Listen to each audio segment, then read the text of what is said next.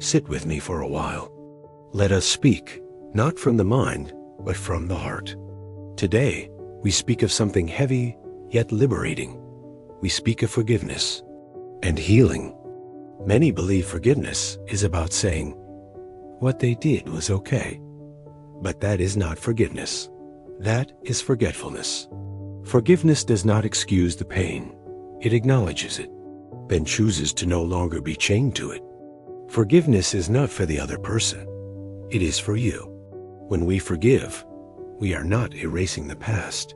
We are choosing not to let it poison the present. There are wounds we show and wounds we hide. Some are deep, caused by those we trusted, by events we never deserved. Maybe your parent never apologized. Maybe your partner betrayed you. Maybe you can't forgive yourself.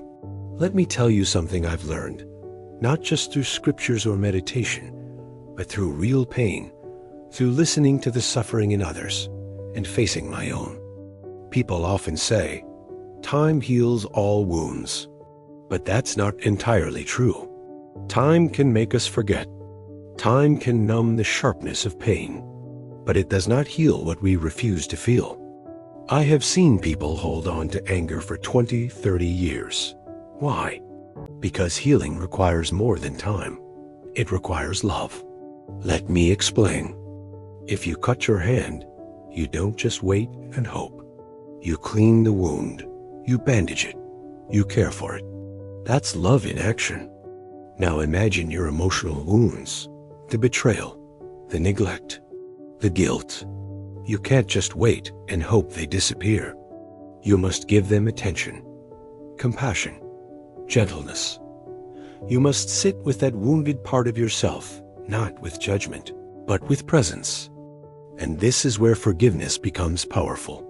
Because forgiveness is love in action. It is saying to yourself, I know you are hurt. I know you are tired. I will not leave you here alone anymore. Forgiveness is tending to the soul the way a gardener tends to a broken tree. You water it with patience. You remove the weeds of resentment, and slowly, it grows back toward the light. So no, time alone does not heal, but love does. And love begins the moment we choose to forgive, not because it's easy, but because we are finally ready to be free. I once spent a winter alone in the mountains. Silence, snow, the sound of my breath. One day, I remembered an old friend who had hurt me deeply. I had never forgiven him. My mind said, you don't need to. But my heart whispered, you are still holding him. So I sat by the fire and spoke to him not out loud, but within. I said, I release you, not because you are right, but because I am tired of carrying this pain. And the snow seemed to fall more gently that night. Forgiveness doesn't change the past, but it changes how we live with it. Now we turn inward. Can you forgive yourself? This is often the hardest. We replay our mistakes. We label ourselves with shame. This is often the hardest. We replay our mistakes. We label ourselves with shame. But understand this. Your past self did the best it could with what it knew at the time. Guilt has a purpose. It awakens us. But once awakened, we must move on.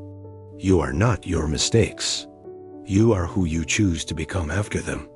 Sit with yourself, breathe, and say gently, I forgive you. I understand you. I love you. Now, if your heart is asking, but how do I actually forgive? Let me offer you a path. Not a perfect one, but one that has helped many souls, including my own. Forgiveness is not a one-time act.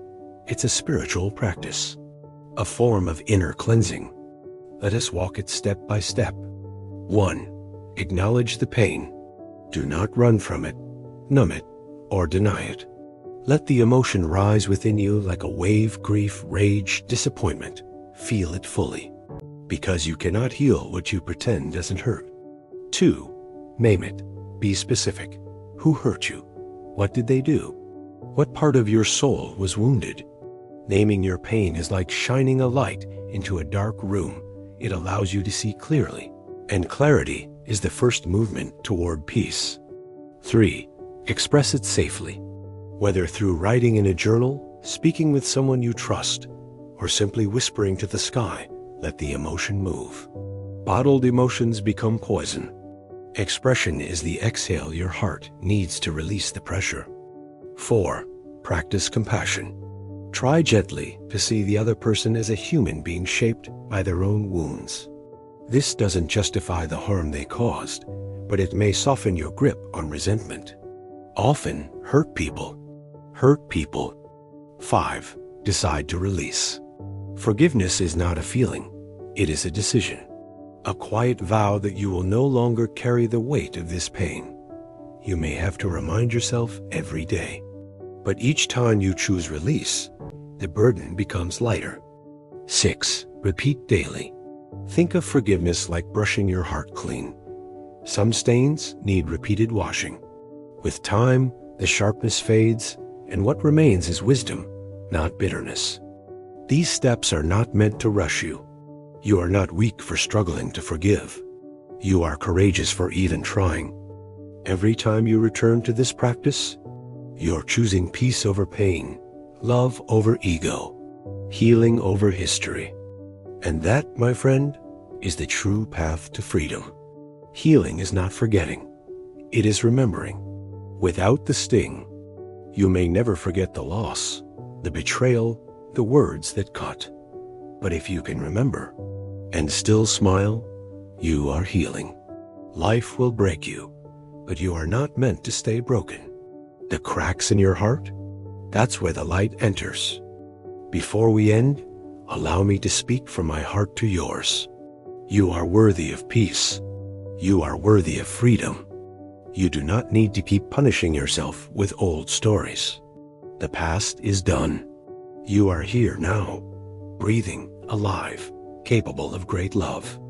If you close your eyes now and listen closely, you might hear your soul saying, "Let go. It's time. Release the stone. You don't need it anymore.